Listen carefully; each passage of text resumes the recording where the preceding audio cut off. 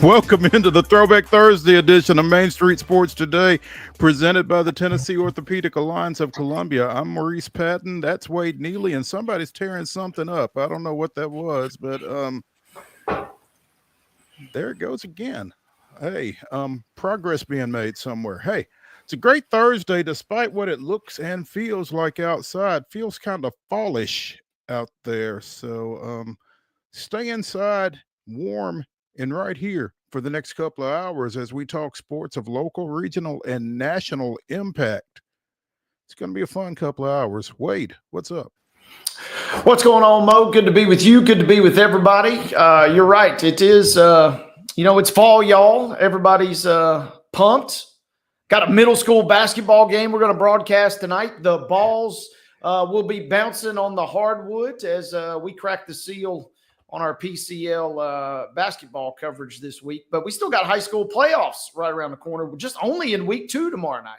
Yeah. The overlap is always fun in this business. And I know nobody wants to hear about the labor pains. They just want to see the baby. But I tell you, the end of football and the start of basketball and wrestling is always, I'm not going to say fun, but it's exciting. I mean, there's a lot you got to have fun with it, right? I mean, it's cool. It's just a little challenging trying to catch up and keep up with everything because it's a lot.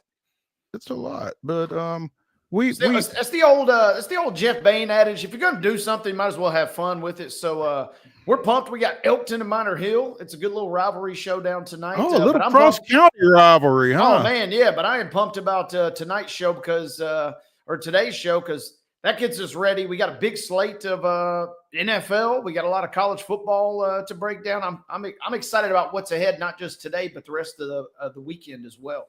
Absolutely. It's going to be a lot of fun today in particular. In the second hour, we have Springfield football coach Dustin Wilson joining us on Coach's Corner as we talk about the 4th-seeded Yellow Jackets going out west, picking up a victory to open Class 5A state playoff action and what awaits Springfield in their next road trip. So again, we'll be checking in with Dustin Wilson here in the second hour.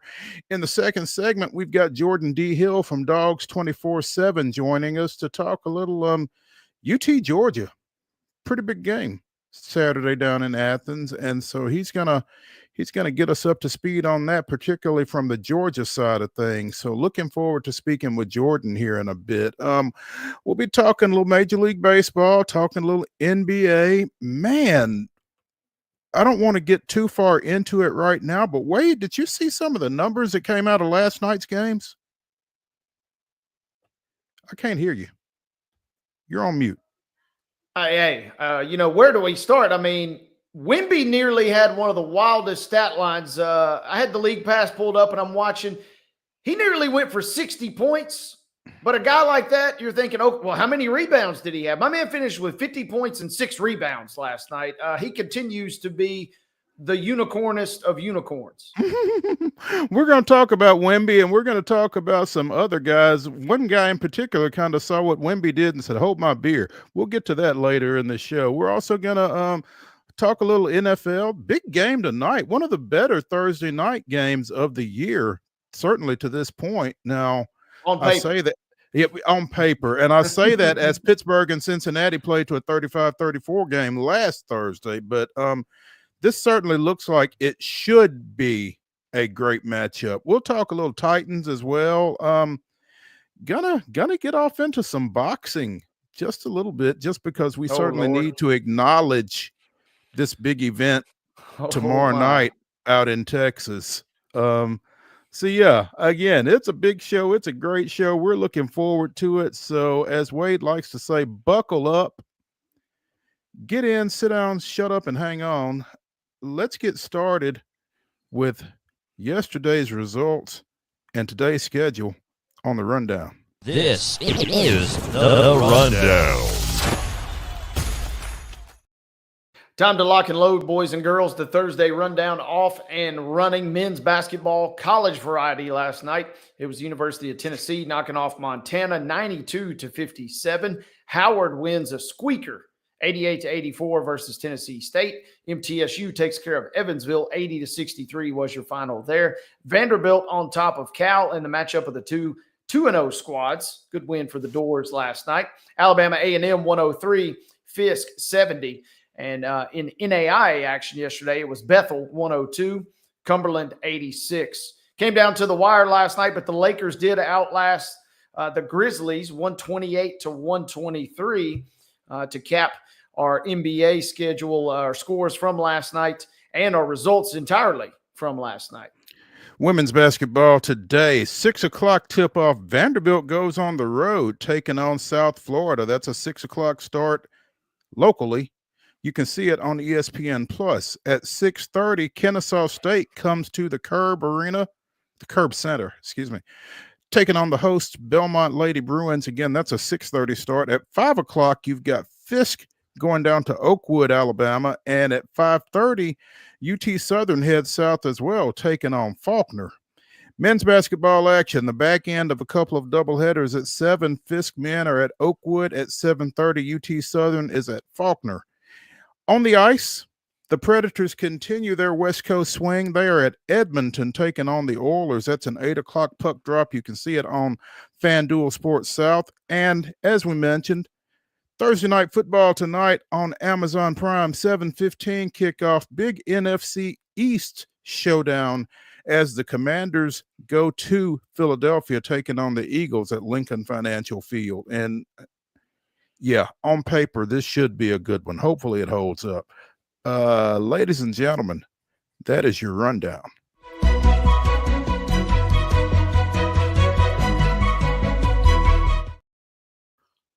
Your top story brought to you as always by the fine folks over at Piggly Wiggly in Neely's Mill in Columbia. Be sure and check out their delicious daily deli lunch options available from 11 a.m. until 6 p.m., as well as their hand-cut meats, and everything is cost plus 10% at the cash register. Piggly Wiggly, Neely's Mill, Columbia, bringing you our top story. You know, we talked about the damage done by Hurricane Helene, particularly as it related to the Tampa Bay Rays. I'm sorry, Hurricane Milton, not Helene. Don't want to misaccuse a hurricane. It was Hurricane Milton that did the damage to Tropicana Field, and as a result, it was thought that that facility would not be available for the Rays for the early portion of the 25 season. It seems that it's not going to be available at all, as it was announced earlier today that the Rays will play their 81-game home schedule in 2025 at Steinbrenner Field in Tampa, which is the spring training home of the New York Yankees. So it is singularly the best opportunity for our fans to experience 81 games of Major League Rays baseball, according to Rays principal owner Stuart Sternberg in this article on the Associated Press.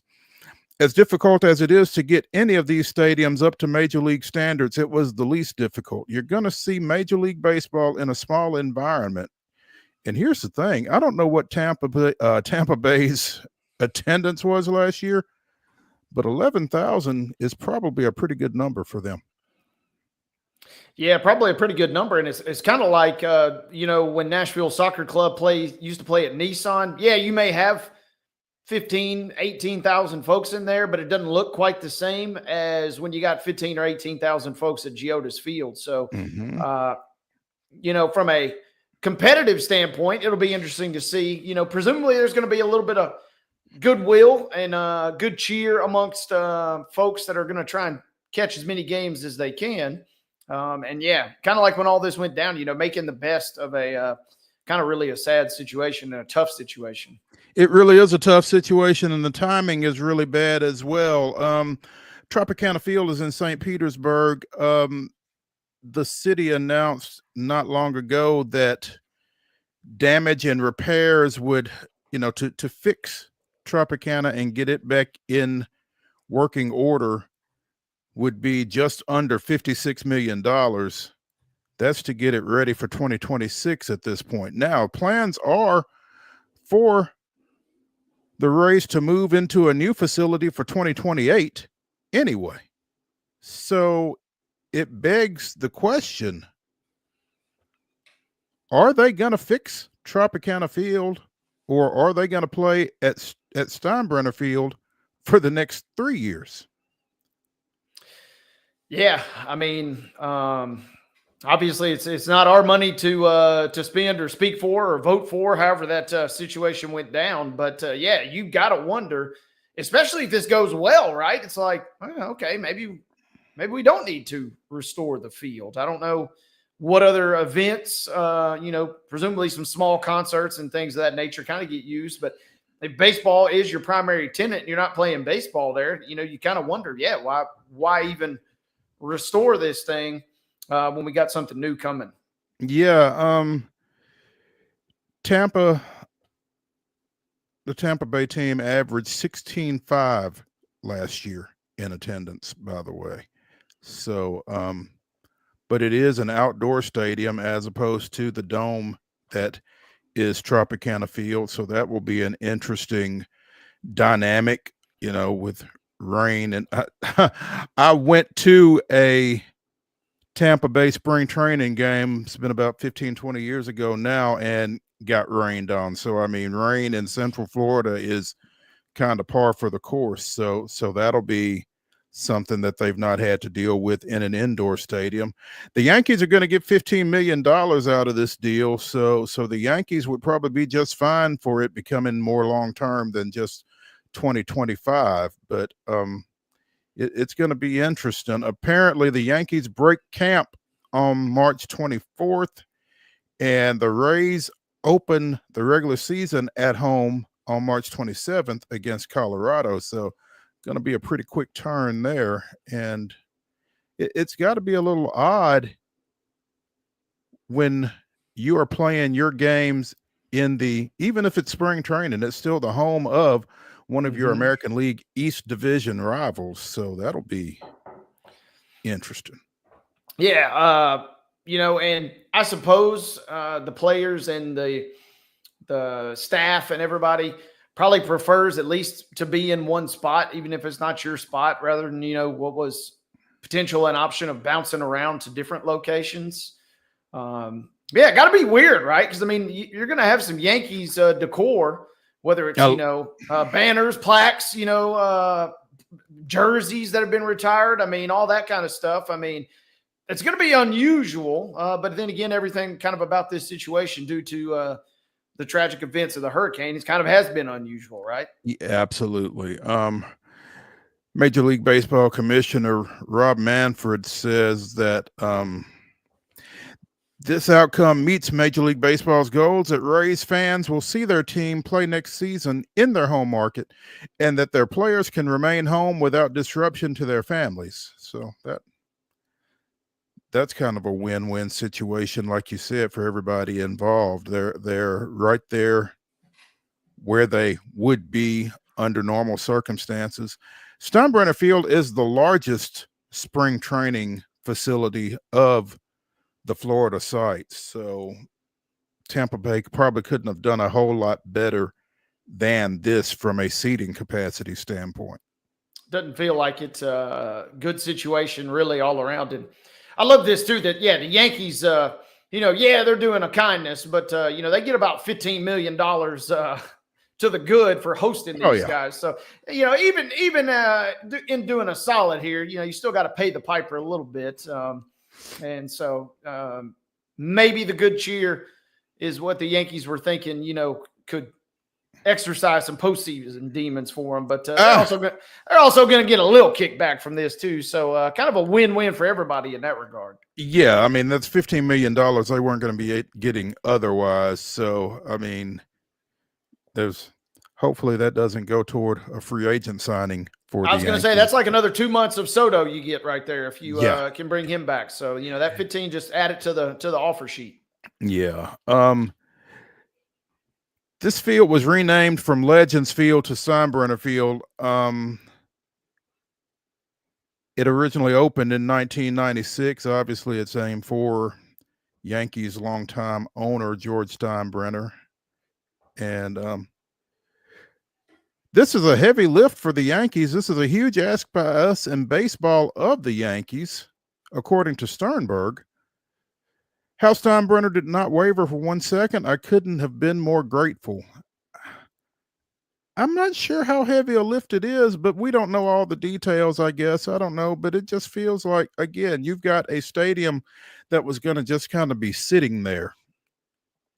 Just going to be sitting there, but I mean, I still get PTSD from old SID days, and it's like who staffs this? Who's on the hook for paying the staffing bills? Where do you get the workers from? How does parking look? Because this is a facility, like you said, that's not usually in use. It sounds like very much during this time, if at all. Now, let's walk that back just a second, because apparently the Tampa Tarpons, I think of the Florida State League, typically plays its games at Steinbrenner Field. I was wondering if it was a small team, or they host a lot of AAU tournaments or travel ball tournaments and stuff in that area. So kind of not shocked, I guess, that there would be something there. But the fact you got a little infrastructure probably goes a long way. Yeah. So they're not totally caught off guard by the idea of having baseball going on during those months at this facility. So it'll be interesting. It'll be fun to see when they go in there to do a major telecast on one of the, big stations, whether it be FS1 or ESPN or whoever it is, how that works out. So stay tuned. But at least Tampa has a home for the 2025 season, and that's a good thing. So let's take a break from the Lee Company studios here on Main Street Sports Today, presented by the Tennessee Orthopedic Alliance of Columbia. When we come back, we will be talking a little college football, a little Southeastern Conference football, a little UT Georgia football with Jordan D. Hill of Dogs 24/7. Stay tuned.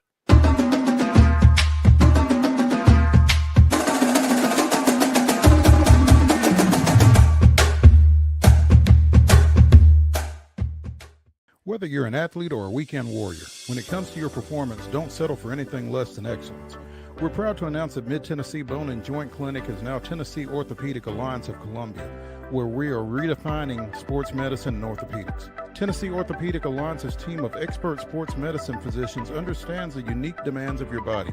TOA Columbia specializes in personalized orthopedic care, offering state-of-the-art treatments for everything from sports injuries to joint replacements.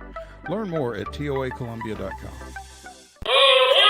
Step into the Lionel retail store at Opry Mills, Nashville, and you'll be captivated by all the magic of the 123-year history of Lionel trains. Whether you're already a train enthusiast or just getting started, Lionel will energize your love for trains.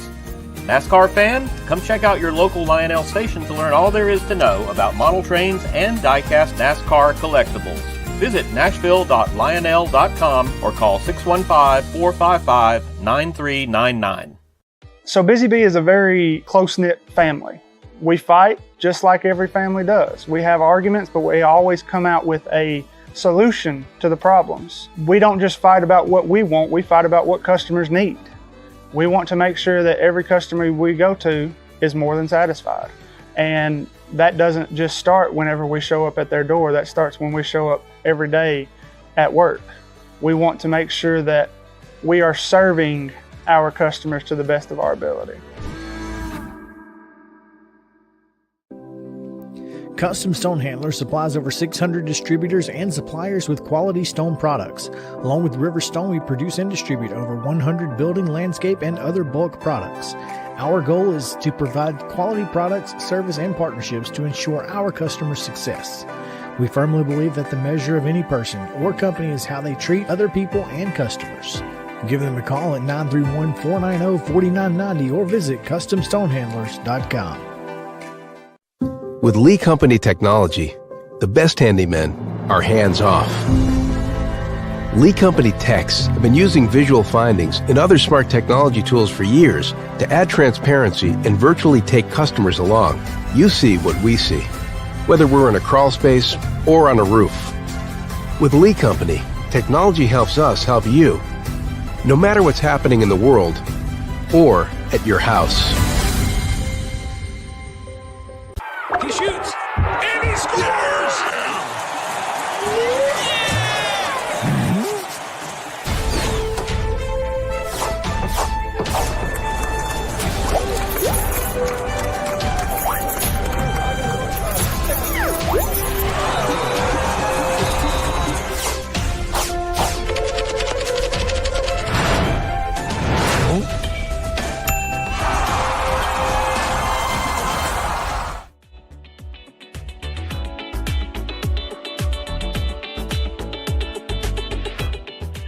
Throwback Thursday continues here on Main Street Sports Today, presented by the Tennessee Orthopedic Alliance of Columbia. I'm Maurice Patton. That is Wade Neely. At the top of the second hour, we will be throwing it back to a previous conversation that we had with Chris DIMINO of 680 The Fan, talking a little Atlanta Braves hot stove. So stick around for that. Right now, speaking of Georgia, we are joined by Dogs 24/7's Jordan D. Hill. Pretty big game down in Athens Saturday night as Tennessee goes down there to take on the host Bulldogs, coming off of a tough loss against Ole Miss this past weekend. And as much as the phrase elimination game has been thrown around this fall, this might be one of those. Jordan, good afternoon. Hey guys, thank you for having me on. No, thank you for joining us, man. We appreciate it. First off, before we get into this ball game, was too much made of the Jake Pope situation? No, I think it was fair for people to be upset with him reacting the way he did after, an 18-point loss. For people listening who might have missed this, there was a video of Jake jumping up and down on the field after Ole Miss fans had stormed it on Saturday. He was with I believe it was the family of one of his high school teammates. The biggest thing was it just wasn't a good look optics-wise. Now, there were some Georgia fans that were, kick him off the team, stuff like that. Okay, that's an overreaction. But it was just a bad look, and it was kind of a weird game coming out of it. You had the Jake Pope situation. I think it was warranted for people to be upset about that, after you look like you're celebrating after you just got beat. And then we had people upset about Carson Beck smiling on the sideline. I thought that was an overreaction. We had no context of what was going on as far as the conversation with him and Jaden Rashada, one of the backup quarterbacks. So that's what happens, Maurice, when a team like Georgia starts losing all of a sudden when they're not used to it. We're going to blow things up. Sometimes it's warranted, and sometimes, like with the Carson Beck thing, not so much. At the same time, frustration with Carson Beck, kind of like frustration with Jake Pope, is a little understandable right now. Yeah, and I'll be honest, I didn't think Carson played that poorly against Ole Miss. Now, I've been critical of him. I thought he pressed way too much in the Florida game. He threw 3 interceptions against Texas. But I really thought that the Ole Miss struggles stem from the offensive line. This is a unit that's really banged up. In that Ole Miss game, I'd say really only the center and the right tackle were about as healthy as you could expect this time of year. Everybody else was playing hurt. Tate Ratledge didn't play very much in that game. I think he played maybe 3 series and came out and never went back in. And it was just a situation where they could not protect Carson Beck. Ole Miss sacked him 5 times. It got to a point as that game wore on where Georgia just tried to hit plays on screens just because they couldn't protect Carson long enough for plays to develop downfield. So I know fans are frustrated with Carson Beck. I'd be the first to tell you he's not lived up to the expectations. I mean, we thought we'd be talking about somebody who this point in the year we're saying, all right, he's got a good chance to go to New York as a Heisman candidate, not a guy that is tied for the most interceptions in the country. He has not lived up to expectations, but at the same time, I don't put it all on him. That Ole Miss game, the offensive line was really banged up, and now they got to try to find answers pretty quickly before they play a really good Tennessee defense on Saturday night. He's really been in a bad stretch. This last 6 games, he's thrown 12 picks. Auburn is the only one out of that 6 that he did not throw an interception, and Auburn and Ole Miss are the only ones that he did not throw multiple interceptions. But and maybe all that does come back to just pressing too much, like you said.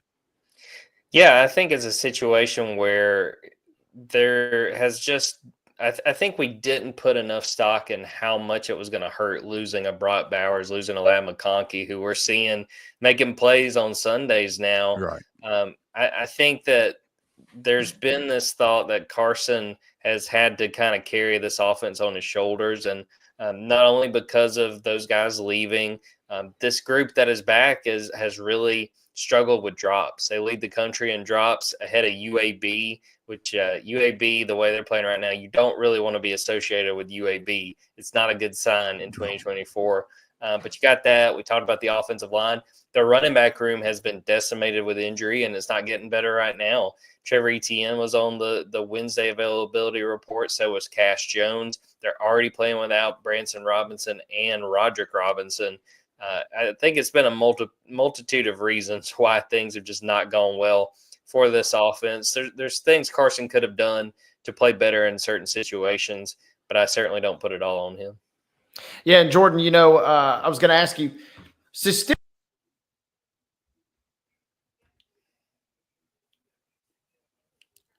I know that was going to be. You still there, Jordan? Yeah, I still got you. Okay. Okay. Good. I know. Off. Yeah, it was such a great question that we just lost him. I don't know what happened there. Mark, do we have Wade back yet, or is he still frozen up? I guess he's still working on it. Okay. All right. While we wait for Wade and that fantastic question that he was teeing up there, I saw a tweet over the weekend, Jordan. Well, it wasn't over the weekend. It was earlier this week. Why did Kirby Smart say, God, I'm glad this game is at home? 10 of Georgia's last 13 games have been away from Sanford Stadium, including 7 against ranked opponents. Tennessee will be playing its first home game in Georgia will be playing its first home game in 36 days when Tennessee comes in. Its first home game against a ranked opponent in 371 days, and its first home night game in 371 days. So it's been over a year since they have played a ranked opponent at home, and it's their first home game in 5 weeks. So just how significant do you feel like that's going to be Saturday night? I think it's huge. I mean, I think this is a team that it knew before the season, 1, that it had a really rough schedule. 2, all its toughest games were on the road. Had to go at Alabama, at Texas, at Ole Miss. I know Kirby is very excited for next year when all those teams come to Athens. They'll get that back. But no, I think that's part of what I look at this game and say that, Georgia really has to have a bounce back, not only to keep their playoff hopes alive, but because this is a great opportunity. You come back home, you've been on the road. Now, part of that, and Kirby talked about this earlier this week, is that you always have that neutral site game against Florida that, both teams are going to be traveling for that game. But this is a big opportunity to get right.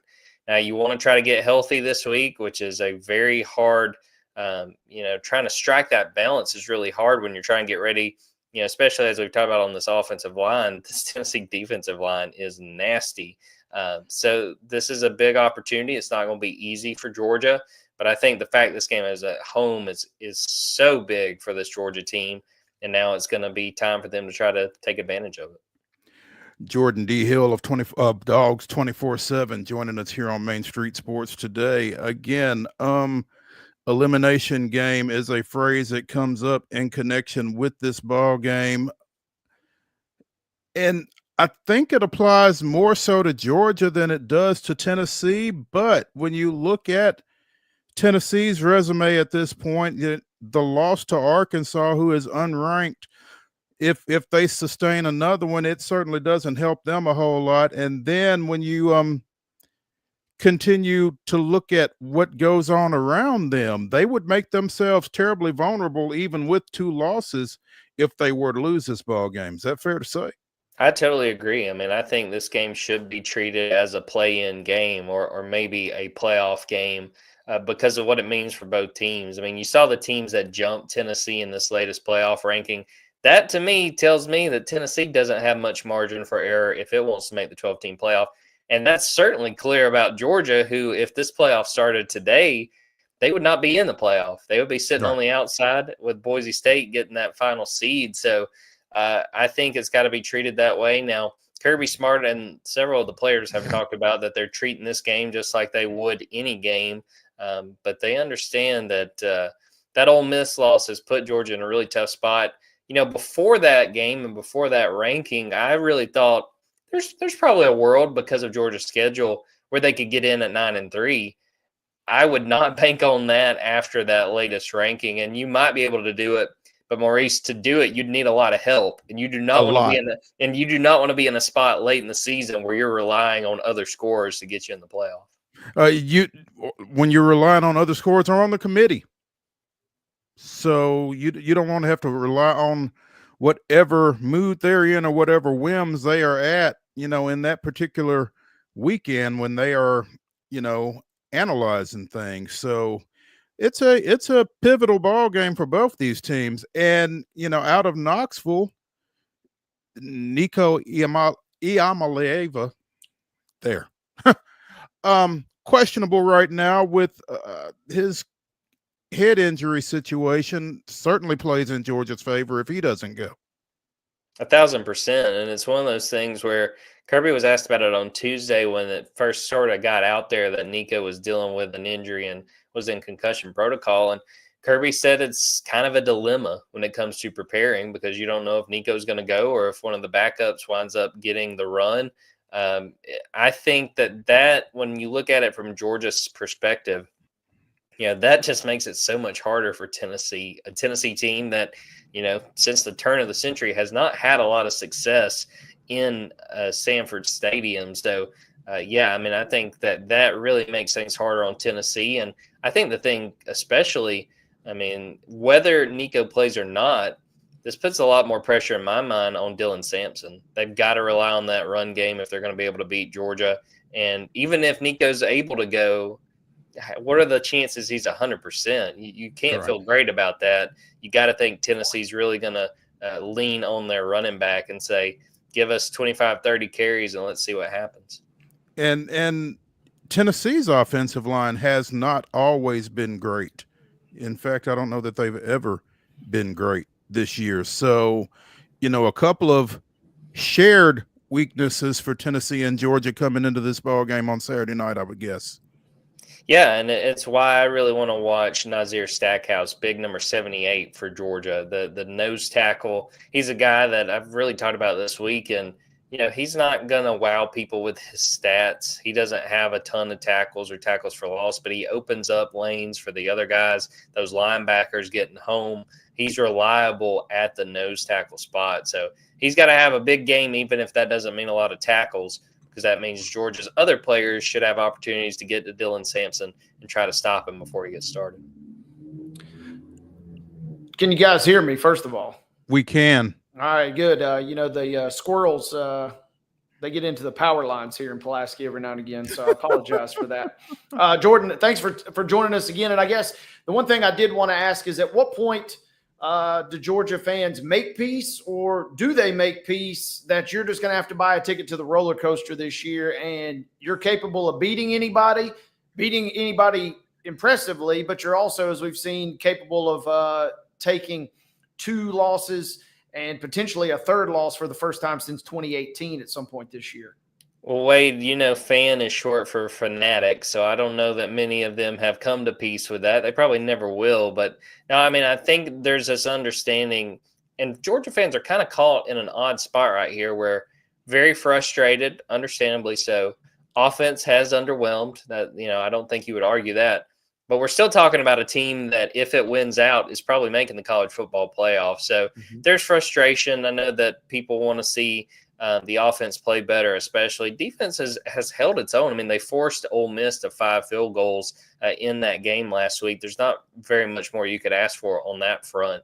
But no, I think fans are frustrated. But, guys, you know what will get them in the right mood is if Georgia returns home, takes care of a good Tennessee team, and supplants itself back in the mix of this playoff race. You make an interesting point, too. Running the table for Georgia gets a little easier since they are pretty much out of the mix for the SEC championship game. And this is something that we've discussed on this show on numerous occasions. Are you better off missing your league's championship game and not exposing yourself to the possibility of yet another loss right there in terms of getting to the college football playoff? I totally agree. And that's especially with a team like Georgia. Let's say they're not in a great position to make it to Atlanta because of that second conference loss. But as beat up as they are right now, Kirby talks a lot about wanting to win the SEC championship. Basically, that's one of their first goals of the season. And then you kind of go from there when it comes to the postseason and the playoff and trying to win a national title. But if you gave Georgia fans the option of playing in Atlanta or taking another week off essentially to get ready for the playoff, I don't know anybody that would take going to Atlanta, because this team needs another week and you're essentially giving yourself a bye before whatever happens with the postseason and the playoff. I'll be very fascinated with how this first 12-team playoff plays out. If we see some of these teams like a Georgia, who if they win out, they're probably not going to Atlanta, but are better positioned in the postseason. I'll be curious if we hear coaches saying, hey, we got to do something about these conference title games, or we got to incentivize the teams that make it, whether that's a bye or something like that, because I think you're better off not playing in this game, not only because it's an extra game, but you're playing a playoff caliber team on the other side. I saw something here not too long ago where already folks are talking about the 12-team playoff should be a 16-team playoff. It'll continue. I know that people are already pushing. I guess it was a 16-team is the next, and I think that's only natural. I think probably a move to 16 is what's best, but I would like whatever they do next. Let's please stick with it for like at least 4 or 5 years. Let's not continue. They're talking about expanding the NCAA tournament again. Let's just get with something we like and let's roll with it. Yeah, Jordan, to your point, also, there's no way to predict this. This is something that Mo and I have brought up a couple times. No way to predict this or really shoehorn your way into it, but getting the 5 seed, to your point a moment ago, and not potentially playing in a championship game, or whether you're the 12 seed even playing that 5, if it is a team like Georgia, on paper you would credit Georgia as the 12, but if they played somebody, you might assume that Georgia would be the 5 in this situation. Is that not, to your point, is that not a more potential advantageous road, even though you got to play the one extra game?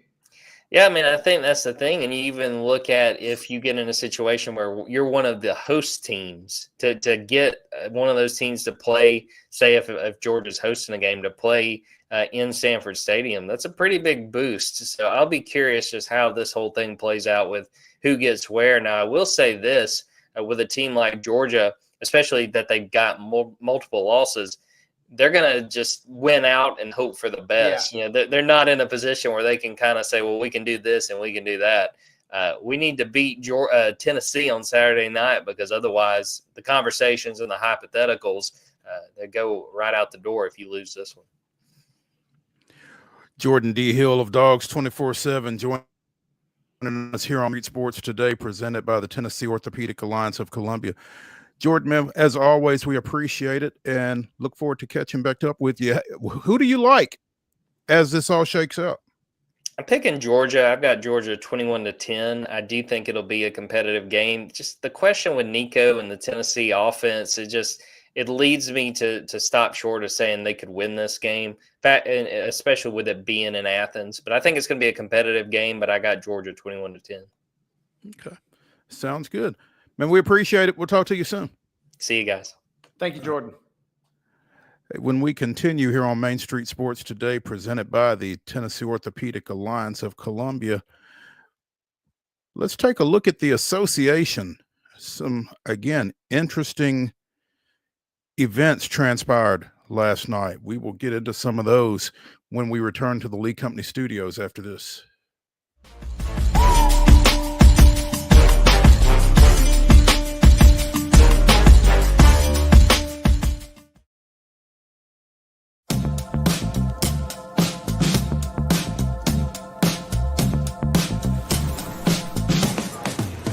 You wanna be a bad man? Yes, you do. Do you wanna taste sweet salvation underneath the summer moon? Do you need another hand now? Yes, you do. Go see Miss Josie down on Columbus Avenue. All right, Columbus Avenue. At Delta Dental of Tennessee, we know our success begins and ends with providing superior quality service, and that includes serving those who need it most. This year, we're celebrating 25 years of giving back to the community we call home. Delta Dental, along with our Smile 180 Foundation, supports Tennessee's dental colleges and oral health education, children's hospitals, free and reduced cost dental clinics, and other like-minded charities. Here's to the next 25 plus years of ensuring healthy smiles. So Busy Bee is a very close-knit family. We fight just like every family does. We have arguments, but we always come out with a solution to the problems. We don't just fight about what we want, we fight about what customers need. We want to make sure that every customer we go to is more than satisfied. And that doesn't just start whenever we show up at their door, that starts when we show up every day at work. We want to make sure that we are serving our customers to the best of our ability.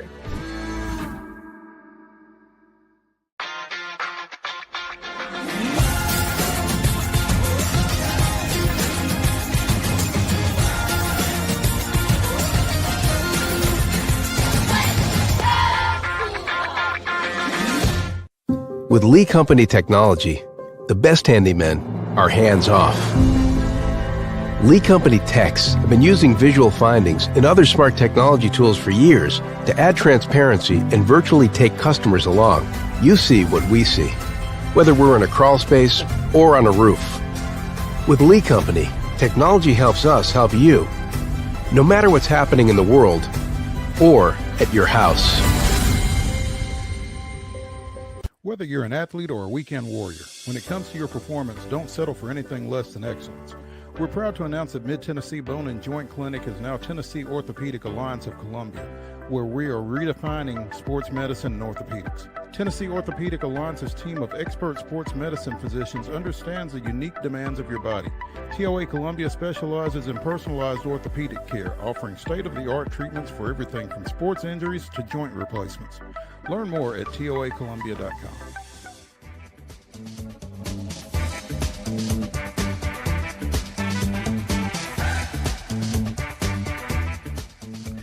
Throwback Thursday continues here on Main Street Sports Today, presented by the Tennessee Orthopedic Alliance of Columbia. That's Wade Neely. Wade Neely won. Well, Wade is tied with Pulaski Power right now, I guess. He lost, but he came back, and we're glad to have him back. This is Maurice Patton. We're coming to you from the Lee Company studios of our respective homes. In our next segment, we'll be throwing it back to a recent conversation with Chris DIMINO of 680 The Fan, talking a little Atlanta Braves hot stove action as the offseason activity cranks up. Right now, though, let's take a look at the National Basketball Association, where the Cleveland Cavaliers became the sixth NBA team to get off to a 13-0 start with their 114-106 win over Philadelphia last night. And despite Joel Embiid's comments after that Tuesday night game against the Knicks, he did not go last night, did not go in a back-to-back. Paul George did not play either. Donovan Mitchell with a double-double, 23 points, 13 boards. Darius Garland with 25 points. And again, Cleveland is 13-0, one of six NBA teams to ever get off to such a start.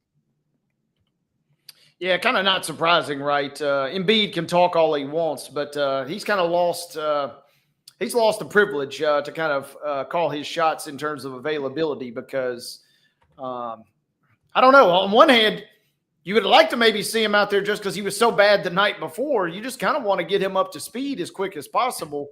It was going to be a tall task to beat the Cavs, whether he was playing or not. And as bad as he was in his debut on a cup night versus the Knicks, you're thinking, man, you know, Embiid, we need you to get back in, and not just get back, but just get back in shape, big fella. Yeah. He, again, that 2 of 11 didn't help the situation against the Knicks at all. But like you said, he's got to get back in condition. That he is a guy who he's a dominant force when he's right. And you know, it might be a big ask to expect him to be right from the get like this, but clearly he was not. So, again, big win for Cleveland though, getting to 13-0 with that victory. Next up is I guess they've got the Bulls coming to their place playing the Bulls for the second time in 5 days, this time at their place on Friday night. Yeah, and the 76ers, I mean, the East is not great by any stretch outside of the top two. Maybe Orlando once Paolo comes back, but other than that, it is not a great conference. And we're talking, I mean, they're they're a half game above the Raptors, who are kind of regarded as one of the bottom feeders, along with the Wizards in the entire league. So it is going to be a gargantuan climb for them just to kind of get back into, I mean, they may not even get into play-in contention if they continue on this current trajectory at the moment. They are in the East. Yeah, like you said, they're only ahead of the Raptors at 2-9 right now. So I mean, they're ahead of the Raptors, and they're a game behind the Wizards. The Wizards are pretty much actively tanking. That tells you how bad the 76ers are playing right now. They're trying to win games, and they're still behind a team that's trying to lose games. Yeah, and it's crazy to see the Bucks as close to them as they are, and more on them in just a second. You mentioned Victor Wembanyama at the start of the show. 50 points, fourth youngest player in NBA history to post a 50-point game. Youngest center ever in San Antonio's 139-130 victory. Man, he's a talented individual. It was fun. Had this one going. It was a great night for the YouTube TV multi-view. Had a couple games going at once, and Wemby, you can't take your eyes off the guy. I don't know how many he ended up with, but he had 8 threes at one point. I mean, everything was firing, and I kind of joked, and I even tweeted this out last night. At one point, he was on pace to finish with like 60 points, but only like 6 rebounds, and he ends up with 6 rebounds, only ends up with 50 points. Probably would have had more, but they were ahead pretty big, and they pulled him for a good chunk of the fourth quarter. He comes back in and then really kind of never regathered that firepower. Or, yeah, we might have been talking about a 60-point effort. 8 of 16 from downtown. That is just that's not fair, is what that's exactly what I was getting ready to say. A 7'4" guy going 8 of 16 from behind the arc doesn't seem fair. It doesn't seem like he should be allowed to shoot it from out there. No, I mean, like I said, it was the unicorn. He's going to get, I don't know if it's this season, but the quad double is coming. He's already had a 5x5 earlier this year. The quad double is coming at some point. With blocks? I mean, blocks, rebounds, assists, and points. Yeah, he had 3 blocks last night. It feels like they can play him anywhere on the court at any given time. And they obviously were playing the Wizards, who I said are they're waving the white flag, if you catch my drift, in terms of tanking. But they played him in more of an outside role last night. And I mean, the dude was on fire from downtown, shooting 50% on those 16 attempts. That's nuts. That's absolutely nuts. San Antonio with a 139-130 win over the Wizards as Wemby scores 50. Giannis in Milwaukee says, hold my beer. Finishes with 59 in a 127-120 overtime win against the Pistons. I guess the Pistons used up all their good luck against the Heat the night before.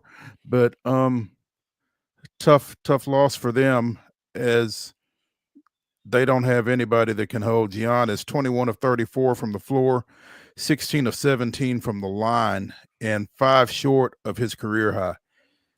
Also 14 boards, 7 assists, 2 steals, and 3 blocks. Yeah, the crazy thing is they had to go to overtime, and they had to have a nuclear performance from Giannis to get where they're at, because that's only the second time this season. They're 4-8. They've only won back-to-back games twice. They have pulled together, consecutive victories 2 times now. But they're a bad team.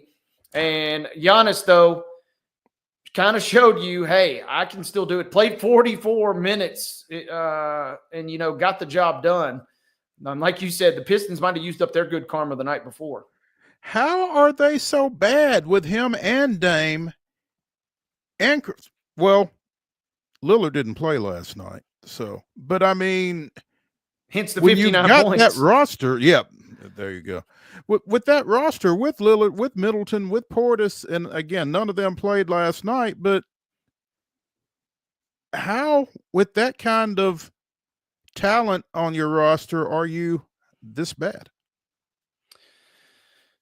That's the $1 million question. And it feels like we're streaking toward, there are whispers and they're gaining steam.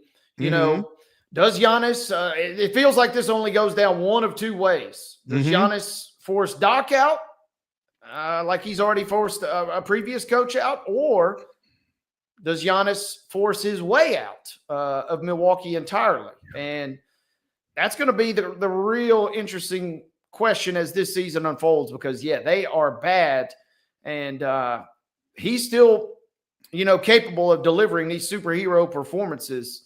Clearly, but everybody else around him has really struggled, and in a bad East, the Bucks kind of seemingly are toiling in mediocrity right now. Not to be outdone, Karl Anthony Towns goes for 46. The Knicks lost to Chicago 124-123. But I mean, again, another monster performance on Wednesday night in the association. This was the game of the night for me. This is the one I was watching the most. They were down by 22 points. The Bulls absolutely blew this game. And it was kind of like Withers told us earlier in the week when he said, Chicago can shoot the ball well. They had already tied a franchise record for threes versus the Grizzlies earlier this year, and they are cruising. And then here comes Cat, here come the Knicks. It's almost like Thibodeau said, we are not going to be run off our own floor like this. But it ends up being for naught, as Kobe White hit a couple late free throws with just a couple seconds remaining. Otherwise, we'd be talking about an all-time comeback. But Cat has already put up a couple monster performances in his new town. That's wild. It's crazy to see all of those type performances in one night like this. And it was, like I said, it was epic for the multi-view on YouTube TV, because I mean, everybody was just balling. I had the Rockets was the fourth game, and I was keeping an eye on it a little bit, but I mean, I'm watching those three guys, and they were all in real time. And then the Kings beat the Suns to kind of close it out, which was a crazy result as well. So it was an epic night last night, which leads into, of course, we only have one game on the schedule tonight after such an epic night. We kind of take a little bit of a backseat, put it in neutral a little bit tonight. That's kind of tough when you get that kind of momentum. It's like, who's playing tomorrow? Oh, yeah, that's it. Yeah. LBJ, 35 points, 14 assists, 12 rebounds, as the Lakers knocked off the Grizzlies last night, 128-123. Frustrating loss for the Grizz. I know they had nobody playing, or they didn't have certainly Morant, who's still dealing with the hip. Desmond Bane's still out. And, the Lakers get a little bit of revenge because the Grizz had beat them the week before. Rick Barnes was at that game down in Memphis as Dalton Connect came to town, and he kind of stunk up the place that night. But, man, Connect was on fire last night, getting it done for the Lakers. The Grizzlies kind of let that one get away. They had a big lead, and Taylor Jenkins still kind of doing something weird with the minutes. And it kind of cost him last night because Jaren Jackson was not on the court in crunch time until it was too late, and that allowed the Lake Show to pull off the win. Yeah, you mentioned Connect, 19 points last night, 5 of 5 from behind the arc. And I figured out who he reminds me of, man. He is like a taller version of Kevin Anglin to me. I watched him play throughout his high school career at Franklin before he went to Vanderbilt. He's currently the boys basketball coach at Montgomery Bell Academy. But watching Kevin all that time, he had this fundamental knack for being able to get his shoulders squared to the rim every time he put up a jumper, regardless of where it was from or what type of defense was against him. And Connect really has a knack for doing that as well. He's always squared up to the rim, and his shot is so pretty, and he gets it off so quick, man. And when he's rocking like he was last night, it's like LeBron said after the game, he looked like he was back at Tennessee. So 19 points for him as he continues to look pretty good in his rookie year with the Lakers.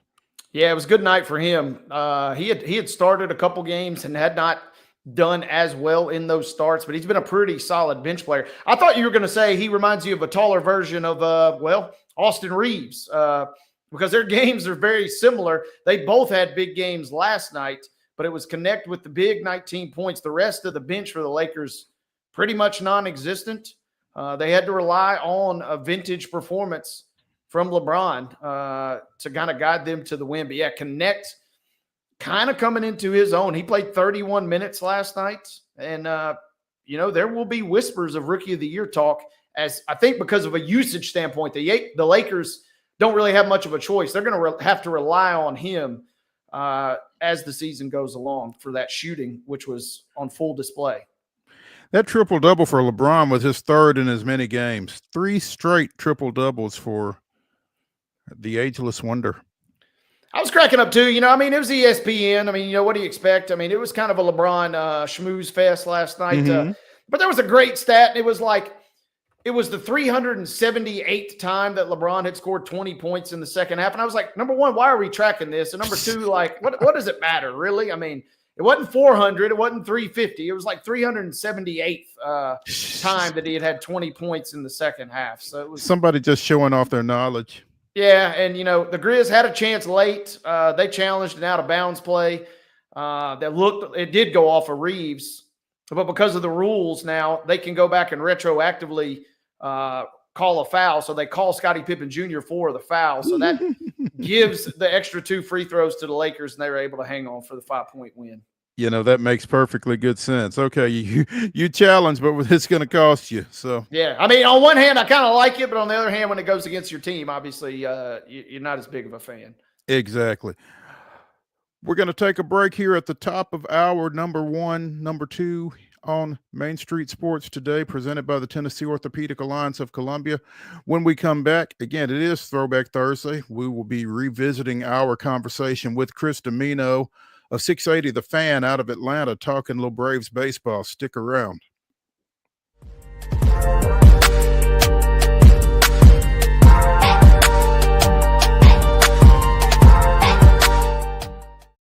Nashville's Nutcracker returns to TPAC this December, presented by Nashville Ballet. This holiday season, audiences will journey with Clara and the Nutcracker Prince through Nashville's history and the land of sweets.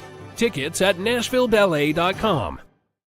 Hi, I'm Dr. Vilay Saisuka, CEO and founder of Premier Foot and Ankle Centers of Tennessee here in Murfreesboro. We offer foot and ankle care from ingrown toenails to diabetic foot wounds. We also fix ankle fractures and things like that. Call us today to schedule an appointment. We look forward to seeing you. Because here at Premier Foot and Ankle, we believe that the journey begins with happy feet.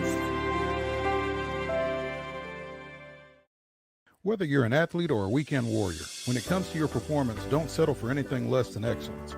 We're proud to announce that Mid-Tennessee Bone and Joint Clinic is now Tennessee Orthopedic Alliance of Columbia, where we are redefining sports medicine and orthopedics. Tennessee Orthopedic Alliance's team of expert sports medicine physicians understands the unique demands of your body. TOA Columbia specializes in personalized orthopedic care, offering state-of-the-art treatments for everything from sports injuries to joint replacements. Learn more at toacolumbia.com. Jones & Lang Sporting Goods here in Columbia has been outfitting teams, officials, and anybody else from T-ball to college for 50 plus years. Be sure and check them out at 931-388-8060 or online at jonesandlang.com. Jones & Lang Sporting Goods, the look of a winner. Zion Christian Academy, zioneagles.org or 931-388-5731. You can schedule your appointment. Go tour their campus. It is beautiful over there, and you're definitely going to want to see it. Again, it's zioneagles.org. Give them a call, 931-388-5731, and schedule your tour today. With Lee Company technology, the best handymen are hands-off. Lee Company techs have been using visual findings and other smart technology tools for years to add transparency and virtually take customers along. You see what we see, whether we're in a crawl space or on a roof. With Lee Company, technology helps us help you, no matter what's happening in the world or at your house. Custom Stone Handler supplies over 600 distributors and suppliers with quality stone products. Along with River Stone, we produce and distribute over 100 building, landscape, and other bulk products. Our goal is to provide quality products, service, and partnerships to ensure our customers' success. We firmly believe that the measure of any person or company is how they treat other people and customers. Give them a call at 931-490-4990 or visit CustomStonehandlers.com. Piggly Wiggly, located in Neely's Mill Shopping Center, is Columbia's locally owned and operated Cost Plus 10 grocery store dedicated to serving the community with low prices and smiling faces. Piggly Wiggly offers fresh, hand-cut meats daily as well as daily hot plate lunches from their deli counter. You're certain to see smiling faces and a helping hand when you're here at Piggly Wiggly. Come by and check out our fresh produce, high-quality meats, and more. Down home, down the street, we'll see you at the Pig.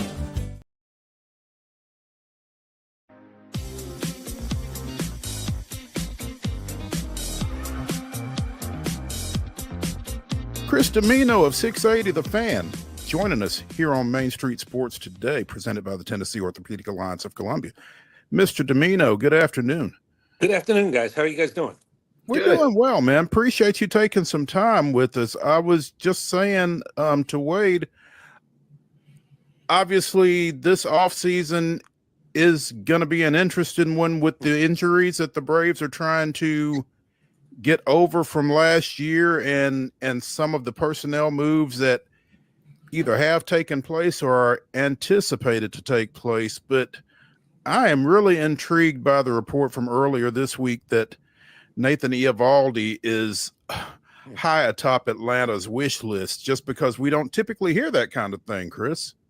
No, it's interesting. You might be losing 2/5 of your starters. We found out that Spencer Strider will not start the season ready to go. So if Max Fried goes away and Charlie Morton, who seems to indicate maybe he'd like to keep doing this, we'll see if at a reduced rate the Braves feel the same way. But I think it might be time to, if you can go 1, 2, 3, and it's Eovaldi, Sale, Strider when he comes back, Schwellenbach, and then whatever you decide to do at 5. I think they know that that's a pretty good place to play 162. Then you have to, like everybody else, keep your fingers crossed and hope that 3 of them are going to be healthy enough in the postseason. Because whether you win 90 and get in, whether you win 98, whether you win 104, I don't think anybody cares anymore what the numbers are. I just think you have to get there, and then you have to be one of the lucky few to have your top 3 lined up to throw. And we found out all the incredible things that Chris Sale did this year. It sort of went poof in October. Mm-hmm. And if I think you will throw money at the number, and Eovaldi's really been good the last couple of few years. I think you'll throw money at something that we don't normally think of the Braves throwing it at. But Charlie Morton's been $20 million a year for the last couple of years. So if Morton's out, Eovaldi's in, it's really just going to cost you a couple of extra years. And you think you have a middle of the rotation leaning towards the front of a rotation guy. So it kind of makes sense. Now the question is how many people are going to be involved with Nathan Eovaldi, and how far is somebody willing to go in terms of not just the money, but the years themselves? Just the fact that you're hearing, though, that Atlanta is interested kind of seems counterintuitive to the way Alex Anthopoulos has gone about his business. You don't typically hear anything out of them until it's done, pretty much. Well, it's funny you say that, because when I read it, I was like, well, maybe it's kind of true. Because the one thing we've talked about with Alex Anthopoulos, and it's a very small group that he has, a group that he trusts, there has not been a leak. And I keep telling everybody, I'm fairly in touch with and in tune with enough people where if somebody had something, it's pretty easy to pick up the phone and say, hey, I just want you to know.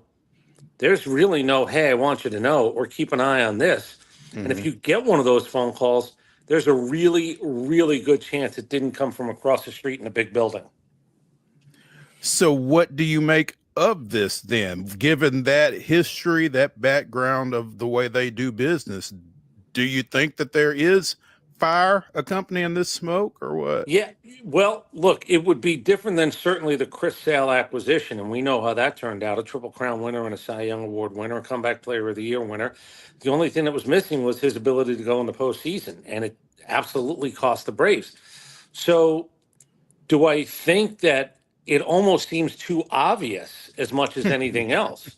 Because there really haven't been a ton of obvious deals around here, including, the Matt Olson thing that happened so quickly. We had Freddie Freeman on today, as a matter of fact. And I just think back to when all of that was, okay, I don't think Freddie's coming back, but I'm not sure. Oh, wait, they just got Matt Olson. There's a surprise element. And Nathan Eovaldi's sort of the opposite of a surprise element. It's sort of there for you to read tea leaves. And most times that's not even the case around here. Right. Yeah, they've been buttoned up for so long. I find it fascinating that just the fact that you're kind of openly linked seems like that's a news story in and of itself, to my mind. Yeah, and nobody knows, look, to what extent. Here's what I always say when I hear something like this. Well, why wouldn't they be interested in Nate Eovaldi? So that's easy. We joke every once in a while. We'll say, let's just put something out there and see how many people run with it, because it's easy to connect some dots more than others. Guess what? They need a left fielder. You want to start naming left field people? You go, oh, yeah, they might have an interest. Yeah, because there's an opening. They might want to upgrade shortstop. Oh, yeah, Willie Adames. I heard he's pretty good. So it's not difficult, because everybody's looking for more pitching, not less. There's nobody on the market who says, what we don't need? We don't need really good pitchers. We don't need guys who we expect to be good enough over the next 3 years to go get. That's not a thing in baseball. So it's not surprising. It's just the team and it being this obvious right after the World Series ended and free agency beginning that there's a name possibly to some degree attached to the Atlanta Braves. Yeah, that's the other unique component of this to me is just the timing. I mean, the World Series just ended a week ago, and bam, we're already kind of into links and tea leaves, as you said here. So you want to know what I think part of it is, though? I think the couple of few guys that Boris had last year that didn't sign till late, that were hurt and didn't come out of the gate the way you wanted. I think there's a cat and mouse sort of a game of chicken that goes on. I'll wait till February and I'll wait till March. Well, what if a couple of other people who might have been interested in you have spent their money? They don't have an allowance anymore. That might be less teams. I think if I'm a player, not only is it the infamous, the agent works for me, it's not the other way around. Do I really want to be the next in line where you go sitting around all winter, not having a workout program from a specific team? I'll say this because your family situation sometimes is wife, 2 kids, and you're looking around going, am I willing to play this weight game? I don't know if as many guys are willing to play the let's wait game anymore. I think that was a thing for a couple of seasons. I'll sign in March. I'll wait for somebody to go down and they'll have to come to me. I don't know if that's really worth it as a player anymore. I personally don't think it was. I don't think it's the greatest plan, the fallback plan. Don't be the fallback guy. Go be the guy who gets the money first. Now, by the way, if the market, if you sign in November or December and you find out you undersold yourself because the market all of a sudden was jacked up a little bit, if you want to play you kick yourself game, that's fine. But you've also been more settled than other people at that point. I think there is a little bit of a trade-off. You might have had more opportunities to pick where you wanted to go. It just doesn't feel very comfortable to me to go through that waiting game like that and not know where you're going to be or if you're going to be, because you're playing that game of chicken and the other team may not blink, or the other teams may not blink, and all of a sudden it's April, it's May, and you're still sitting at home. And they've got a pile of money, so instead of 6 teams that are interested, it might be down to 3. Now, all it takes is 2, but you'd always like somebody in there who really wants to hunt you down. But it becomes kind of known who might have a little bit of money left over and who is sort of out of the big spending game. I'll give you one more when it comes down to that, certainly for pitchers. I don't think you really want to play this game of, unless you're, that 1-year deal is, there's been a level of pitcher that for the last 6 years has been the $11 to $13 million, 33-year-old guy, 1-year starter. And you got to ask yourself, am I better off 1 at 12, or should I do 2 at 20 and just have the deal done? I think some more guys might want to play the world of, give me the 2 at 20 guaranteed. And if I left a little bit on the table, I'm fine, because I bought security that I might not have had the other way. If I get injured, if I'm not good, if I'm demoted, as in you're not really relevant, you're on a team that's not relevant, so people start to look at you a little bit differently. I think all those things come into play. And Chris, I don't know what your situation is at 680 The Fan, but as far as me and Wade go, I'm not sure how much difference there is between 12 million and 10 million. Yeah, I'll tell you what it could be. Where you live, how easy it might be, whether it's tax things, certainly, cost of living, certainly. But I think that's what you're supposed to have, somebody somewhere in your agency that can tell you, remember, don't blank with happiness. There's a moment where you go, I can chase a few more bucks, but am I blanking with happiness? And I think more guys are trying to fall in line with my life situation will be better served. My wife likes this place better than that place. The 2 kids, we'd rather raise them here for a year. And by the way, some guys say on a 1-year deal, I'll go live over there and the family will stay here. And that's a different dynamic, and that's not for everybody. Right. There are some arms at Gwinnett, Chris, that could weigh into 2025. Are there not? Sure. Looking at you, Ian Anderson. Yeah, Ian Anderson was really strange to me this year. Here's how sometimes you get lucky as an organization, or at least sort of lucky. Spencer Schwellenbach was brought up because it was his turn, and a couple of guys had thrown like 2 days before he was needed. Well, lo and behold, he's given a lottery ticket and then held on to it and held on to the job and pitched well enough where it was going to be, if you're going to get rid of somebody, it's not going to be me. And he pitched in Boston. He pitched in New York. Chase, Citi Field. The Braves had lost 6 in a row. The Mets were on a roll. He goes into Citi Field on a Saturday, and once he showed the stones to do that, you said, okay, we got a dude. Now let's find out how good he's going to be if he gets a few more starts. So Schwellenbach took more advantage of that than what happened here for a few years was, do you guys know the game highlight, how it's sort of played? It's an individual sport. I'm scared to play it. I know that much. So it's the most fixable game in the history of betting. You can drop a ball. Listen, I was in New Jersey, but I went to Connecticut a lot for highlight. And one guy would face off against another guy unless it was doubles. And if you wanted to drop the ball, you just drop the ball. But if you drop the ball, you go back to the end of the line. For a while around here, it was bring a guy up. He can't do it. He goes back. But here was the crazy part. They went through the line a few times. I think they're tired of doing that. Ian Anderson not making an appearance this year was strange to me. Bryce Elder given another opportunity. Smith-Shawver, Waldrop. There is no doubt in my mind a major league minimum guy who is going to be at the back end of this rotation, unless you get a Nathan Eovaldi and Charlie Morton at a reduced rate, stop somebody from being a back end guy. Strider's going to be gone for a little bit, but if it's Sale, Strider, Schwellenbach, Eovaldi, Morton, I don't know how it'll stand up, but that would be the nobody on the $780,000 minimum guy is going to be part of this rotation, at least in the beginning of the year. And at that point, then, are you looking to move somebody? I don't look here. I've always felt this, and I'm very honest. For as much as I follow the Braves, I'm sort of the tip of the iceberg to me is the major league roster. And we know, with an iceberg, that's the smallest part of the iceberg. Most of it is below. I don't know anything about the minor leagues.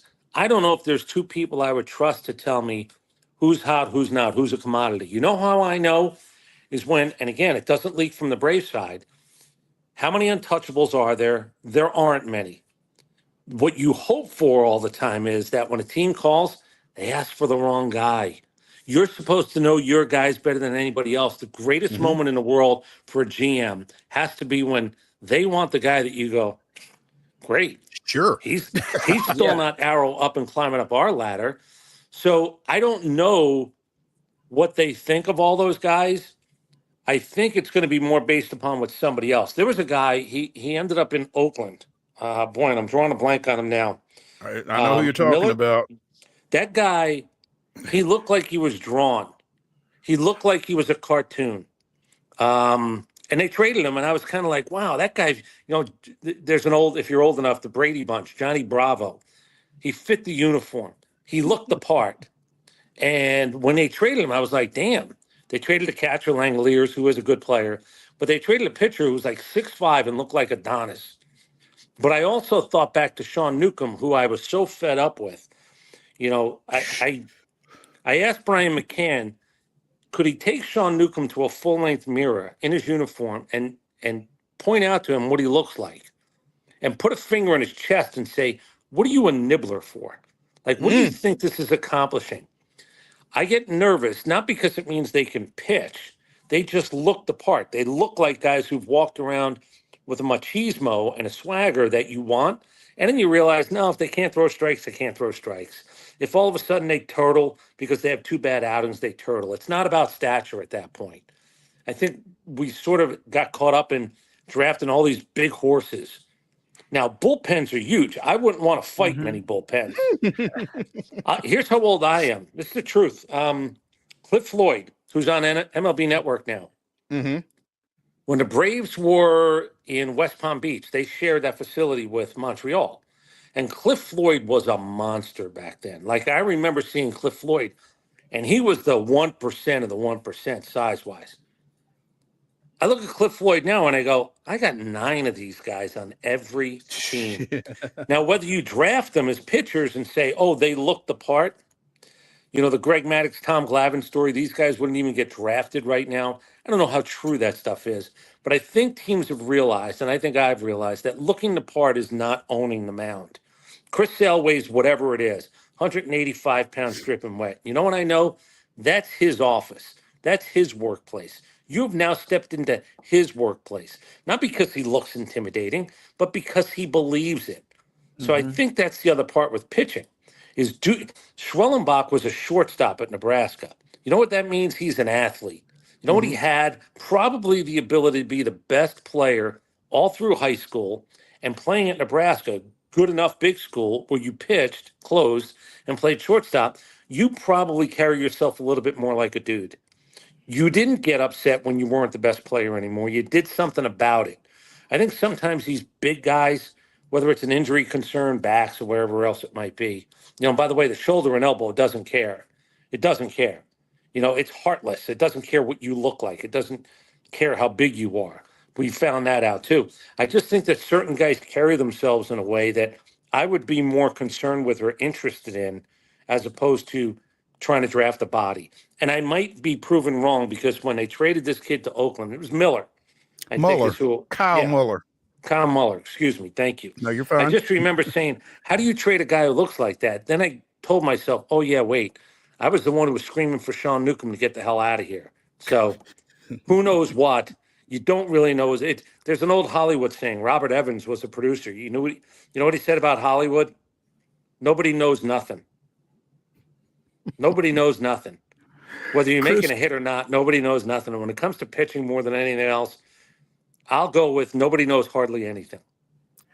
Chris DIMINO of 680 The Fan out of Atlanta joining us here on Main Street Sports today, presented by the Tennessee Orthopedic Alliance of Columbia. Chris, the Travis d'Arnaud announcement last week, I imagine you've been around this long enough that very little surprises you, so I don't necessarily want to frame it that way, but... Yes. No. Frame it that way.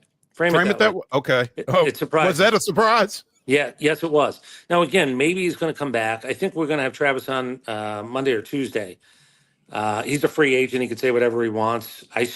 My belief is I want my main guy, to be a catcher. It's hard to be a starting pitcher to be the guy in the clubhouse. It's hard to be a relief guy and be the guy in the clubhouse. You want to be an everyday player, and it's funny because catchers really don't play every day. But if I was going to go onto the field and fight another team, I really want, this is so barbaric, but I want my catcher to be the guy that is throwing more haymakers than anybody. And if he's not, I sort of think I got the wrong catcher. And that doesn't mean you're a Billy Badass where you're just walking around gruffy. You have 5 o'clock shadow and you're just grumpy. It's not what I mean. Travis d'Arnaud is a dude. And Travis d'Arnaud has had probably 3 careers in his career. This could have been over for him. I wanted to make up shirts this year that said DFAs, because there were guys on this team that were DFA'd all over the place. Travis d'Arnaud was DFA'd. And if they would have gotten to the World Series, I swear to God, I would have made the shirts and I would have handed them out to every guy who was in the club of being DFA'd. And I would have probably had to hand out 9 or 10 shirts. Sure. Chris Johnson, DFA'd. There were relief guys, DFA'd all over the place. Laureano. You started 4 guys. 4 guys in your everyday lineup of 8 who had been DFA'd at some point in their career. Travis d'Arnaud, it was surprising to me because I thought he was sort of the most adult guy in the room. That's what I always thought about him. I really like him. I certainly know that to expect him to be a 290 hitter all year is tough. It's not really what that job is. But I can tell you, if there was a clutch at bat to be had, Travis d'Arnaud wasn't very far down on the list of guys that I wanted to have that at bat either. So maybe they're just going to do it for less than $8 million.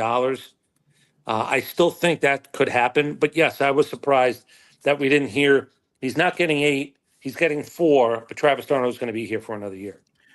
You don't want to see him in anybody else's uniform if you are a Braves fan. Yeah, not in a big moment. I don't. I think he's loved his time here. The fan base really, there are certain guys that fan bases gravitate towards. They gravitate towards stars. They gravitate towards flamboyant. Well, he's neither one of those. But I think when Murphy went down last year and he caught as much as he did, what he did certainly in 2021, what he had to do this year because Sean Murphy was a terrible offensive baseball player. It took a toll on him, and I don't know if it took a year off his career. But what I like about Travis d'Arnaud is he knows this could have been done 4 years ago. He respects the idea that, there's a certain point where your shelf life is done. But be a good dude.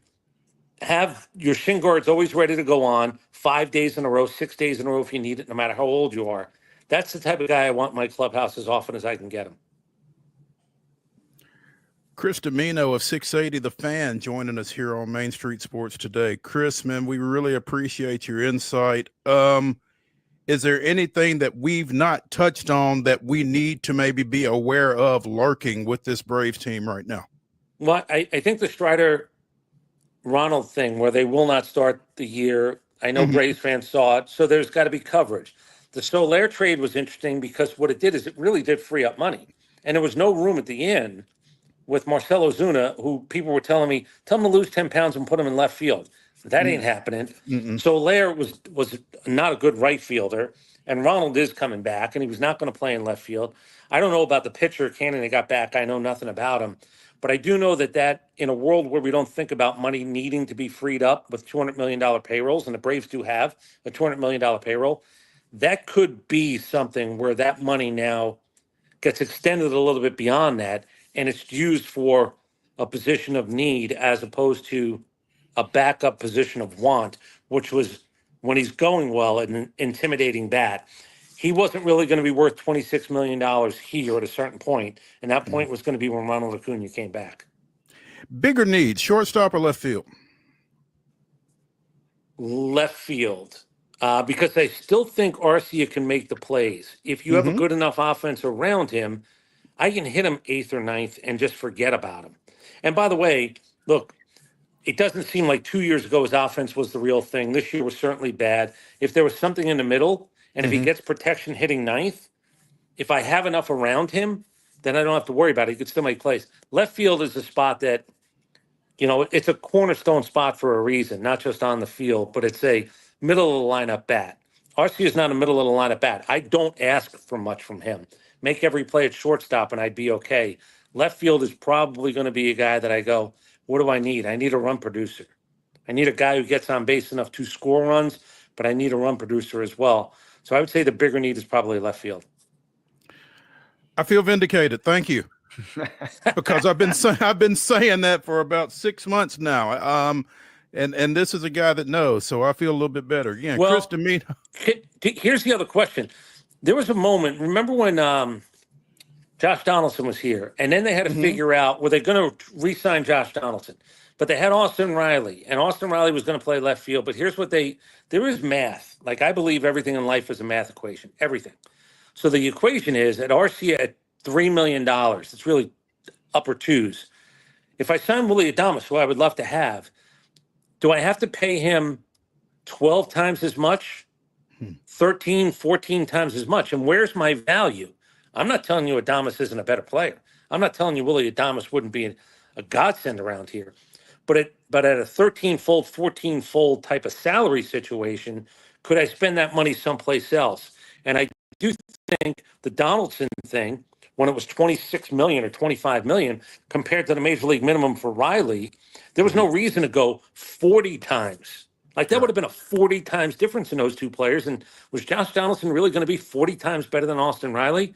I've got to ask, is Willie Adames, and it depends on how many years, and he is only 29, at what math equation would I be okay saying 25 million, the shortstop number for Seager and Dansby and all those guys who got signed a few years ago? Because it will start there for Willie Adames. Right. Chris, we appreciate your insight, man, and look forward to chatting with you again here at some point during the hot stove season. So keep your phone close. Yeah, look forward to it, guys. Really appreciate it. Thank you. Thank you, Chris.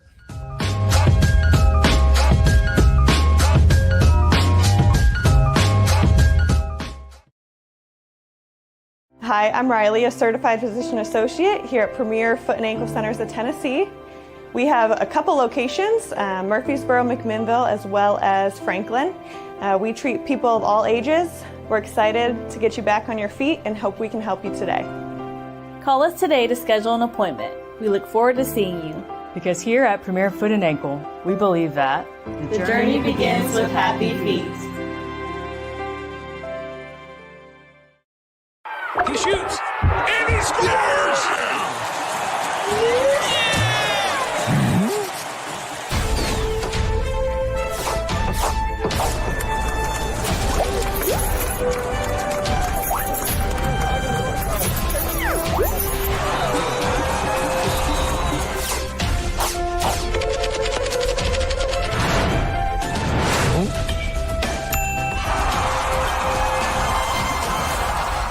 Whether you're an athlete or a weekend warrior, when it comes to your performance, don't settle for anything less than excellence.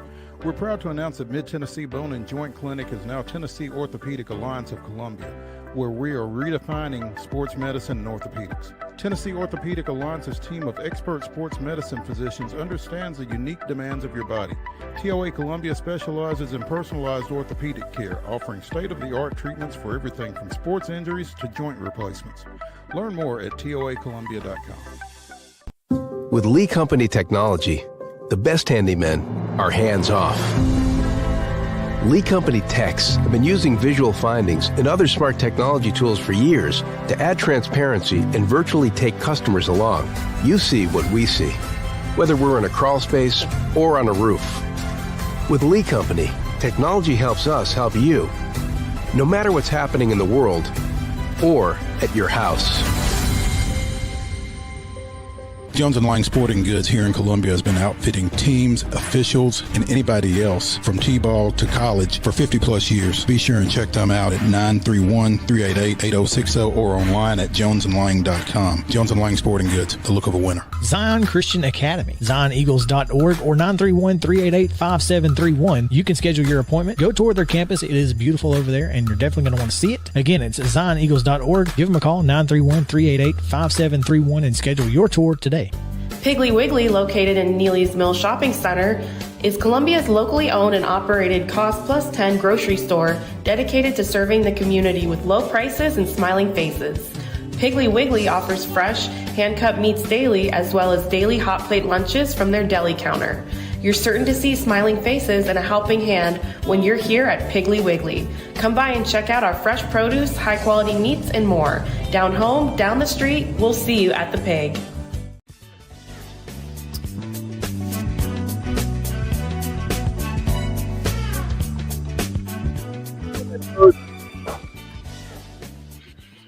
The Orthopedic Alliance of Columbia. That's Wade Neely. I'm Maurice Patton. We're coming to you from the Lee Company studios of our respective homes, and we are joined here on Coach's Corner, presented by 10 Pin Alley Eat, Play, Party, by Springfield football coach Dustin Wilson. The Yellow Jackets, one of 7 number 4 seeds in the Division I state playoffs, still alive after round 1. Springfield went out to Munford and picked up an exciting 32-29 victory. And so Coach Wilson, congratulations. Welcome to the show. Thank you for taking some time with us. Yeah, appreciate you guys talking about Springfield High School and Springfield High School football. Hey, take us through that. I mean, again, 7 number 4 seeds go on the road and pick up big victories in the opening round of the state playoffs. You being one of those, that going and slapping a region champion like that kind of takes a little something. Yeah, you talk about a region champion or whatever, but the landscape that we've been in the past few years, it's challenging. As I did a local coach's show last night, and he put in front of me, we traveled about 450 miles that day, and one way is 219. So it takes a little bit out of you. I don't care how much you want to do or you plan for, but we've been there before. We went there a couple of years ago, although it was in the second round, I believe. We went there before, but this year it looked a lot different than them on offense, and we just game planned, and kids believed, and it got a little exciting at the end, but we was on the right side of the scoreboard when the clock expired. And that's all that matters, isn't it? Mm-hmm. Your reward is another road trip, and I guess as the number 4 seed, you're going to have to kind of get used to that one. But at least this is a familiar trip, but it's not an easy place as you head up to Henry County. Patriots got you guys 23-22 back in week 3 at your place. What do you feel like you gained out of last week that helps you get ready for this week and that challenge? I don't know, because about last week we're just glad to be back home and closer to home, just to be honest with you. But when it comes to seeing Henry County, that is who your next opponent is. We played them 7 times in the past 4 years. This is the 3rd year that we played them in the regular season and during the postseason. So very familiar with them and the communities and the coaching staff. They're top notch. They're very classy in what they do. It's just one of them teams that, they're going to do what they do, and you're going to have to be better at them at what they do in order to beat them. It's not going to be any tricks or gadgets or anything of that nature. Coach Council have a good game plan, and he'll challenge his boys. And, whether it was daddy counts or now son counts, Henry County's always been great because of the people involved, and their stands will be packed. Smoke will be coming out of grills as we walk down that little sidewalk out of their auxiliary gym. And,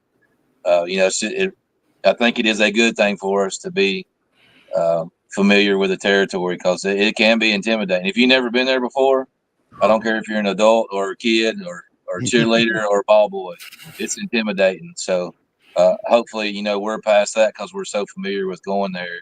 If we do have something good about the region we play in, man, week in and week out, it's like wherever we go. It is one of the better high school football environments that I have been to. So and I can see where it would be a little, I don't want to say intimidating, but certainly unsettling if you've not been there before, like you said. So at least you got that working for you. Dustin, David Wilson of the Robertson County Connection is in constant contact with us, and he's spoken very highly of your team and what y'all have been able to get done this year. But who are some guys that have kind of helped y'all be successful this season? Well, we got a good group of seniors. Anybody that's playing this point in time, you've got some seniors, you got some senior leadership, you got some kids stepping up. But although we don't have many, that's just who our roster is. That's who Springfield is since I've been here, since I played here. We've always had a smaller roster. But the kids that are playing that are seniors, except for a kid that's kicking for us now, they all played 4 years. And that's huge when you start talking about them hearing the same thing over and over. But specifics to answer your question, we got 4 linebackers in our system. All 4 of them are seniors. From Parker Betts, Jack Holt, Hayden Reynolds, and Keenan Chapman being our 2 captains. Damarian Smith's up front. In the smaller ends is when I'm not afraid about telling any secrets. Not like us, Senior County, know exactly everything what we're going to do. Our line tends to be a little bit smaller, but we're going to move and we're quicker. So we got a Josh Philippe, the kid that plays end as well, and Cam Cobbins is in the secondary if we're talking about our seniors. So, sorry. But on the offensive side of the ball, we went with a sophomore quarterback this year. And I think it's probably the reason why you see the results throughout the year in our schedule and hopefully the growth here at the right time. But Kason Woodson's been our quarterback, and I don't care what level you're talking about, if it were on a Titans talk show or a UT one today or a junior pro, the quarterback is a tremendous position when you talk about a football team. So we went with him, and we've grown with him, hopefully. But the people he's throwing it to, they're all seniors again. Your Jabraylon Ellis that had a huge game last week, 6 catches for over 160 yards maybe. But, Kason had 350-something passing yards last week because that's what we had to do. We was at a point in the game where we had to. But Cam Cobbins, Parker Betts, Jabraylon Ellis, they've all been holding it down at our receiver spot regardless of what personnel we're in. They're just doing a fantastic job of making Kason look good in his younger age. Coach, I was going to ask you, you just talked about your defensive prowess, and at least according to Max Preps, you guys have got 16 sacks on the year. And for a line that, as you kind of described, seems like it's a little undersized, seems like you guys are, getting either the most out of those guys or coming up with some creative stuff to get those guys in the backfield. And I'm curious which of the two maybe it is, or is it both? Neither one of them are right because you're all talking about coaching. It's just tough Springfield kids, man. Yeah. Our kids are Springfield kids. They're little. They believe in whatever you tell them to do. We've typically got a chip on our shoulder. We've walked out week after week. We get off the bus. We're the smaller team. The kids just, that's just kind of, again, that's just who we are. I'm not saying it's a good or a bad thing. We're just all right with it. And, from Josh Philippe to Lamaris Allen to the Barbie kid to whoever plays in for us.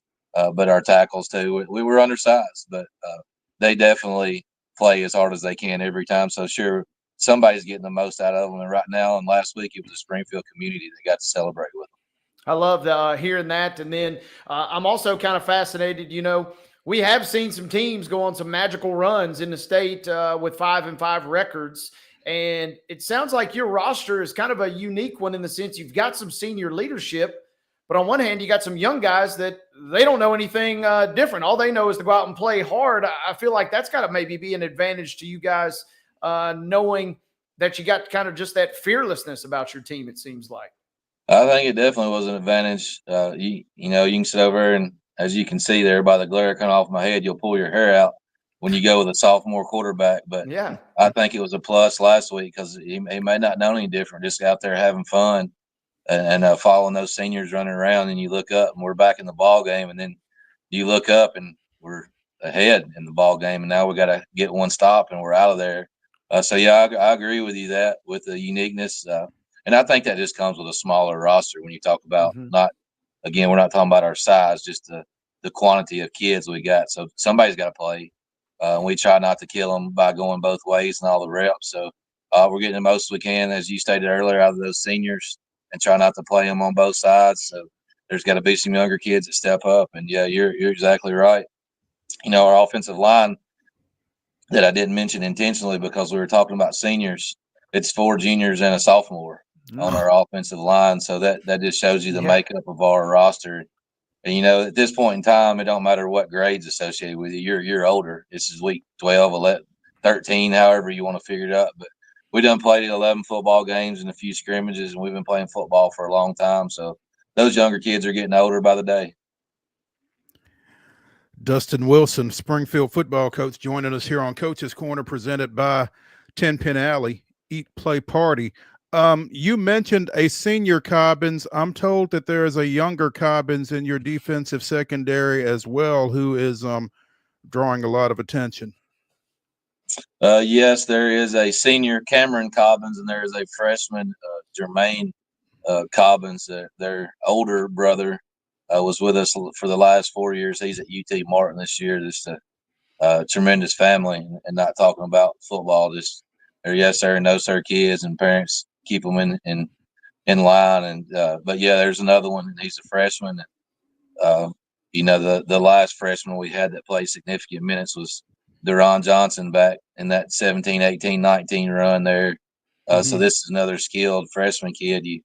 You're a little weary of what you put them through, because you got to remember they're still 14 years old. It don't matter what they look like running around, they're doing that. But yeah, so was that Gallatin Beach, Montford? I'm missing one game. Hunters Lane, Gallatin Beach. There at the end of the year, he's gotten a little more comfortable, and he got some stats. As 3 or 4 picks, I think. But again, they don't throw the ball a lot in our region, so it's not like you're going to have an incredible stat line. But he's got the measurables to get the college attention that these kids get these days, and all the social media. So yeah, he's playing some football through the week for us, and his Saturdays have been pretty booked lately, going to the sidelines of somewhere college. Well, he wears number 1, so you got to live up to that, I imagine. But Coach, again, as you get ready to go back to Paris, and again, I don't know what you take out of a game in week 3, but you kind of know what to expect when you've seen these guys, 6 times before over the past 3 years. What's the key to you guys extending your season another week? Tackling.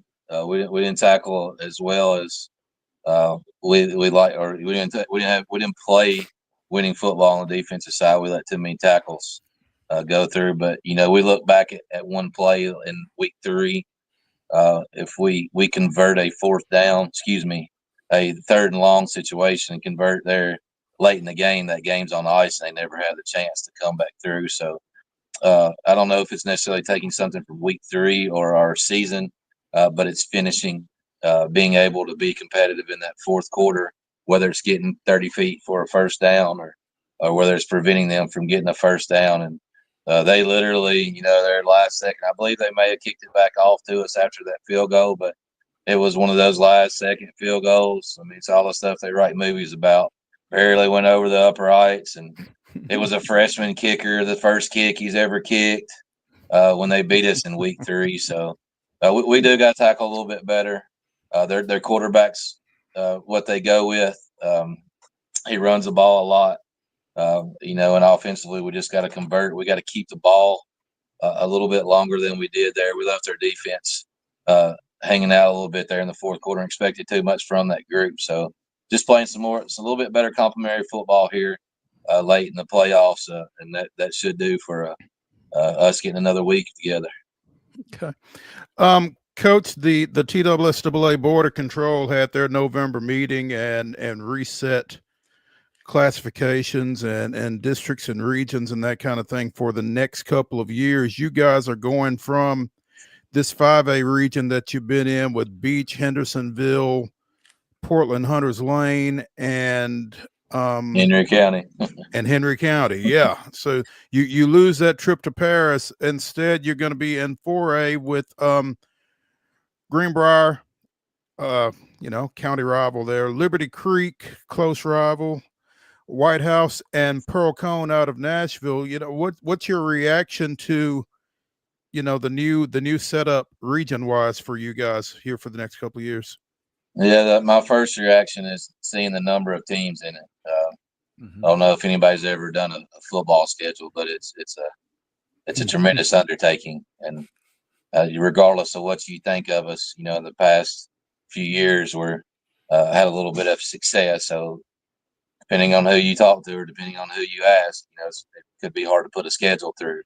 So when you see a region come out, you want it to be as big as possible, where you don't have to make any phone calls and ask anybody to play you in a game. It's a lot of trust in that. It's money. It's a lot of these high school football programs' livelihood when you talk about gates and how much money that they'll make. So being in a group of that, of 5, we'll be looking for 6 games. Right. So that'll be pretty hard on us. I would say, hopefully we can keep Clarksville as, do 102 and 103 again. We played for more than 100 years. Oh, wow. But Greenbrier is now in our region, so that'll be later in the year, or whatever the case is for that specific game. And, from a scheduling aspect, we've always scrimmaged Pearl in the spring since we've went back to 5A. So we'll be looking for a new scrimmage, but that's obviously not anything as intense as that schedule. So it's 4A. It's where we're supposed to be numbers wise. It was that 5A. You know, we're going to go this week, and we're going to go and hopefully advance to the quarterfinals. But when we look across the sidelines this Friday night, they'll have 3 times as many kids dressed out as we will, and that's just part of who you are and your size of your school and your community. And you know, week in and week out, Henry County, Beach, Hendersonville, that's what they look like when you look at kids over there dressed out in the jersey and shoulder pads. So it's 4A. We know what we're doing. It's local. I do like having a region we match up with where the first round won't be traveling 219 miles. So that aspect of it too is great for us when when you talk about finance of a little small town football team like us. That $6,000 trip last week with 2 charter buses and 3 meals. And then this week you think you got it good, but you still got to go 2 hours and get 2 charters because the school bus, they got a job to do too and get these kids home. And we got to leave to go a little bit earlier. So there's a lot of good in it, Mo, to answer your question about where we're at and what postseason. Hopefully we'll get to talk about postseason and should look like. But that scheduling part of it, man, when I seen it, we was in a group of 5. That was disappointing just because I know how hard scheduling is. Well, it's harder to schedule the better you are, and that's probably always been an issue at Springfield, and certainly since you've been at the helm of your alma mater. Dustin Wilson, football coach at Springfield, joining us here on Coach's Corner, presented by 10 Pin Alley Eat Play Party. Coach, we appreciate you taking some time with us, and hope it's a happy bus trip back for you from Paris tomorrow night. Yes, sir. We appreciate y'all's time, and anytime you guys want to talk about Springfield football, Springfield basketball, anything I can do for y'all, or anytime y'all are this way, stop through and let's talk and let's chat and let's get some coverage on Springfield. And I hope it's me sitting here in that same spot, but we appreciate your time covering Springfield High School today. Thank you, sir. Yes, We'll sir. talk to you. Thank you. Yes, sir. Appreciate y'all. All right. Before we get out of this segment, we need to give away a couple of awards. Again, as it turns out, our Custom Stone Handlers Team of the Week, our Custom Stone Handlers In to Win Team of the Week, is the Columbia Academy Girls Cross Country Team. And you might remember that they were this same honoree last week after winning the Division 2A Middle Region Cross Country Championship. Well, they went one better and won the Division 1A State Championship last week. So had 4 of their runners place in the top 14 individually. Pretty dominant victory for the Lady Bulldogs. And so for that, again, they are our Custom Stone Handlers In to Win Life Team of the Week. Besides the military, sports is one of your more successful team building efforts. Custom Stone Handlers invites you to get in the game. Congratulations to CA's Lady Bulldog Girls Cross Country Team, our Custom Stone Handlers In to Win Life Team of the Week. Our Tennessee Orthopedic Alliance Athlete of the Week, you might have heard this name as well, Asher Oates, the junior from Independence. After winning the Region 6 AAA championship out at the Hermitage a couple of weeks ago, he went one better again and won the Class AAA state championship at the meet over at Hendersonville Sanders Ferry Park last week. So, and bettered his time from the region to the state. So tough not to go for a second straight week with Asher Oates, our Tennessee Orthopedic Alliance Athlete of the Week. So a couple of repeat winners there. Congratulations again to Asher Oates, our TOA Athlete of the Week, and the Columbia Academy Girls Cross Country Team as our Custom Stone Handlers In to Win Life Team of the Week. Let's take a break here on Main Street Sports Today, presented by TOA of Columbia. When we come back to the Lee Company Studios for the last segment of today's show, it's a grab bag. Let's see what we can come up with. Stay tuned.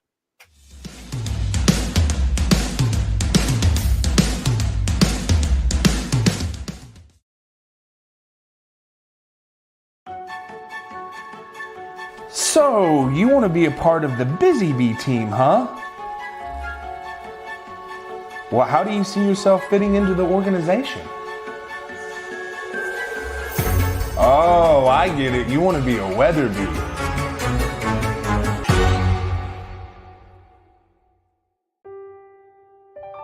This holiday season, the largest lantern festival in the country returns to Nashville Zoo. Experience more than 1,000 all-new, handcrafted lanterns, towering creatures, magical worlds, and a North Pole village. At the center of it all, the Smashville Ice Rink. Welcome back to Zoolumination at Nashville Zoo. Bigger, brighter, and better than ever.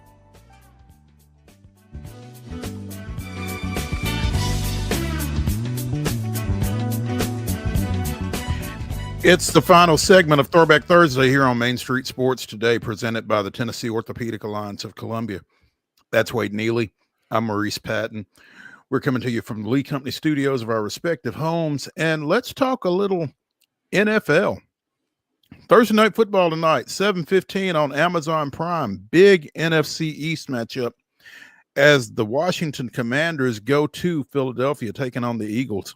Couple of 7-win teams here. Washington 7-3, Philadelphia 7-2. I guess Washington hasn't had their bye yet, but Washington coming off a tough loss to Pittsburgh over the weekend. Be interested to see how they come back here. Yeah, it should be a good game. And this is a massive game in terms of the NFC East race. The Eagles have kind of caught fire again. They were floundering way back when at 2-2, but they've reeled off 5 straight wins. The Commanders, that was not a bad loss, but one of those you don't necessarily feel great, but you don't necessarily feel bad either. Big key tonight is they did get Marshawn Lattimore in that trade, but he's still going to be out tonight most likely. So I'm fascinated to see if the Eagles can kind of continue that momentum, or if the Commanders, kind of reclaim their turf in terms of this NFC East showdown. And you got to be intrigued by what Jaden Daniels is going to do in a big game, big division game atmosphere like this on the road. I mean, nothing seems to have really bothered him to this point, but as a rookie, that's always kind of got to be something to keep an eye on, I would think. Yeah, he's going to get a lot of attention.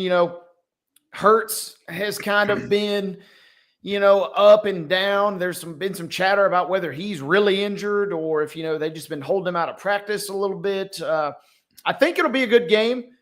Stop me if you've heard this before. I think it'll be an ugly game just by the nature of being on Thursday night, but that's kind of what you want, a slugfest between two teams that are duking it out. Maybe one of these teams probably gets a wild card berth. You're thinking most likely, but you certainly want to win the division if at all possible to leave that not to chance. Do you feel like the ugly game aspect of Thursday night comes out of the short week for both teams? Yeah, I don't see how it any other way, right? I mean, we've seen a couple that have been fun. In the second half of last week's game especially was really entertaining. But the first half was a real ugly kind of clunker. And I think the fact that you've got a division game as well, right, there's a little extra pressure, a little extra motivation, and sometimes it leads to a little over-eagerness, if you will. And, I don't think it'll be, some 31-30 back and forth shootout. I think it's going to be a relatively low-scoring game tonight, but I think it'll be fun considering the two teams that are playing. Yeah, I would tend to agree with you. Titans getting ready for their Sunday matchup with Minnesota. Made a couple of moves here this week. We were just talking about them picking up Mike Edwards from the Bills. Well, they have released Mike Edwards of the Bills. Was not active this past weekend against the Chargers. Had played in 3 games with Buffalo prior to joining the Titans, but he has been released. They have also signed another offensive lineman, claiming former Rams lineman Logan Bruss off waivers. Seems to be a utility interior offensive lineman, 6'5", 317. started 3 games at left guard with the Rams earlier this year, but was waived. So, the Titans still kind of tinkering with that front. Yeah, and talk about a move fast league. I'm looking up some stuff on Edwards. He's already been claimed by the Buccaneers off waivers. So it seems like, the Titans were hoping that maybe he could fill a role after they had kind of shuffled some personnel around. And for whatever reason, doesn't seem like it was the fit that they were hoping. This is going to be, talk about an ugly game. Sunday is shaping up to be a ugly war between two of the top defenses in the NFL. The Vikings have only given up 157 points. I believe that's the lowest in the league. And the Titans have surrendered a lot, but that's because they've also, over half of them probably came from the Lions. So I think this will be an ugly, ugly game. And the team that probably turns it over the least, or the team that can scratch out a touchdown instead of having to settle for a field goal in the red zone, probably ends up winning that thing. Yeah. Speaking of waiver wire pickups, we spoke about former Centennial standout, former Texas A&M linebacker Tyrell Dodson being waived by Seattle earlier this week. Well, he has latched on with the Miami Dolphins. Didn't think he would be on the street too long, right? Was not on the street very long. And as a result, the domino effect there, former Tennessee Titans linebacker David Long was released to make room for Mr. Dodson.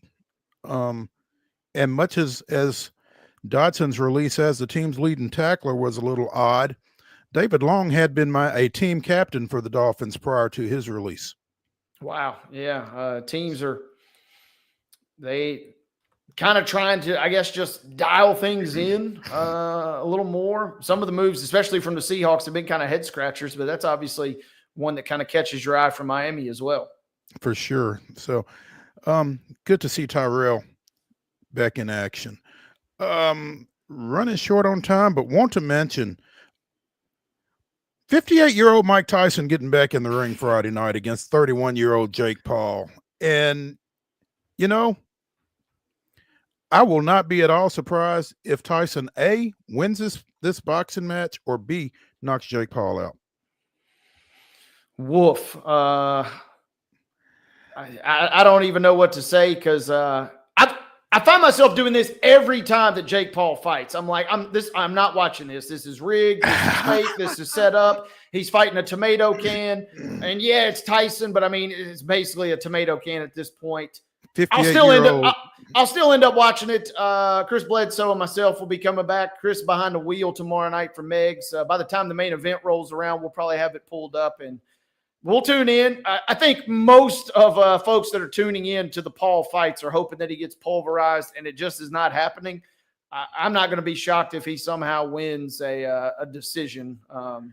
It's like Thursday Night Football, Mo. I can't quit this thing. I'll probably end up watching this thing yet again. It's free on Netflix. I tell you what, helping with the non-pulverizing, it's 8 rounds, 8 2-minute rounds with heavier gloves. So, you kind of hamper Tyson a little bit there, but I'm sure it'll still pull great numbers. They have all these rules for all the fights with Paul, and it'll be interesting. A lot of folks will tune in. You're right. No doubt. Hey, that's going to do it for the Throwback Thursday edition of Main Street Sports Today, presented by the Tennessee Orthopedic Alliance of Columbia. Tune in at 2 o'clock tomorrow. It'll be me and David Wilson, because Wade will be making his way over to Meigs County. So 2 o'clock tomorrow. Check us out.